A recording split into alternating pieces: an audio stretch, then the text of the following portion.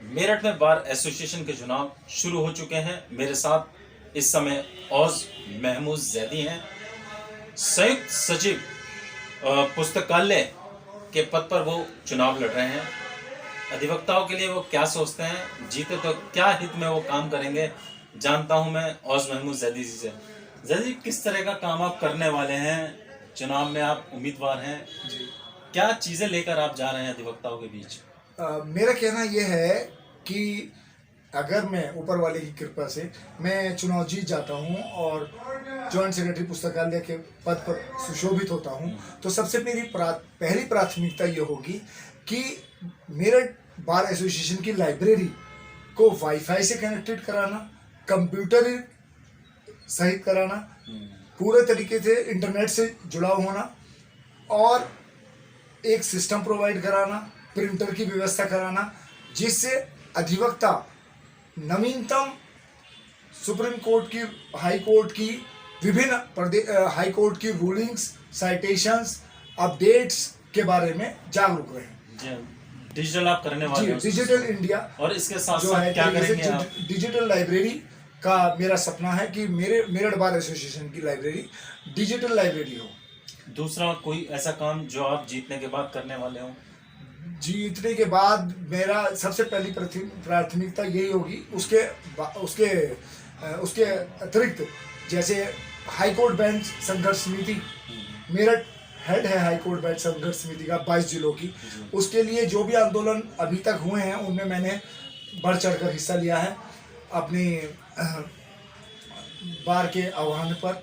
उसी तरह उसके लिए भी अग्रसर प्रयास रहेंगे।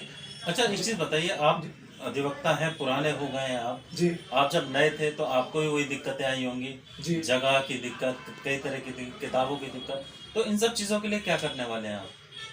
वैसे ऊपर वाले की कृपा से मुझे इन सब दिक्कतों का सामना नहीं करना पड़ा, क्योंकि मेरे फादर खुद सीनियर एडवोकेट हैं मेरठ बार एसोसिएशन के, श्री महमूद अली जैदी।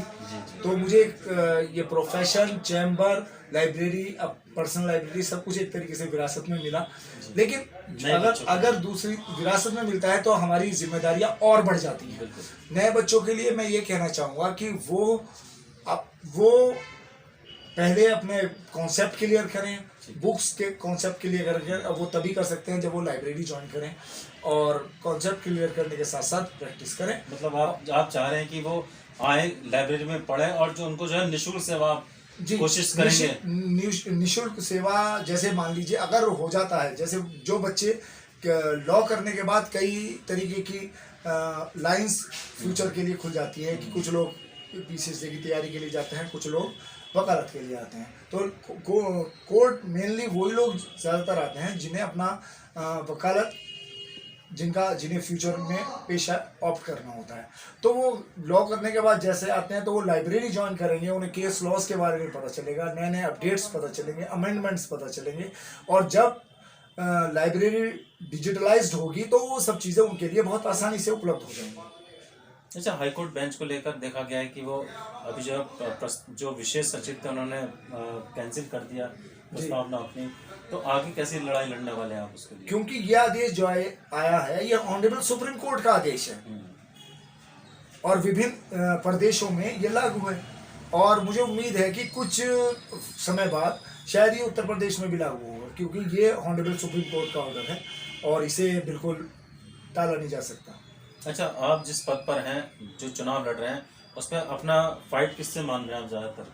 मेरी फाइट, मैं किसी से भी, मेरी फाइट नहीं है, ऊपर वाले की कृपा है। आप सक्षम हैं अपने आप? मुझे लोगों से प्यार, स्नेह मिल रहा है और लोग चाह रहे हैं, लोगों का पूरा स्नेह मिल रहा है मुझे। और मैं चैम्बर टू चैम्बर जाके अपने बारे में बता रहा हूँ, लोगों को अवेयर कर रहा हूँ कि शायद जो मेरे से गलतियाँ प्रीवियसली हो गई हों वो गलतियाँ नहीं हों, और मैं इस बार ऊपर वाले की दुआ से इंशाल्लाह कामयाब होना चाहिए। तो ये थे हमारे साथ औज महमूद जैदी, जिनका साफ कहना है जीतने के बाद डिजिटल लाइब्रेरी जरूर देने की मैं कोशिश करूंगा, ये मेरा सपना भी है। कैमरा पर्सन मिलन सिंह के साथ आरिफ खान, न्यूज़ हेडलाइंस, मेरठ।